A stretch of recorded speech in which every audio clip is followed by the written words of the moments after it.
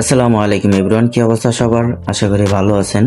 ডিপ্ল্যান প্যানেলে কি কি অন করে খেললে আইডি ব্যান্ড হয় না আর কি কি কাজ করলে আইডি ব্যান্ড হয় তা আজকের এই ভিডিওতে দেখিয়ে দেব।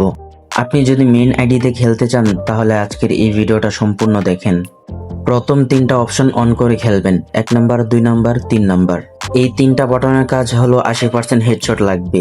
এই তিনটা বাটন অন করে খেললে কেউ বুঝতেও পারবে না আপনি যে প্যানেল ইউজ করে খেলতেছেন।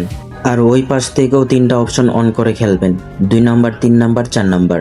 এই তিনটা বাটনের কাজ হলো লোকেশন দেখতে পারবেন আর এনিমির কতটুকু এইচপি আছে সেটাও দেখতে পারবেন। আর সবসময় একটা কথা মাথায় রাখবেন, প্যানেল গেমে গিয়ে অন করবেন, লবিতে আসার আগে বন্ধ করে দিবেন। না বন্ধ করলে আপনার আইডি গ্রুপ ব্যান খাওয়ার সম্ভাবনা বেশি থাকবে।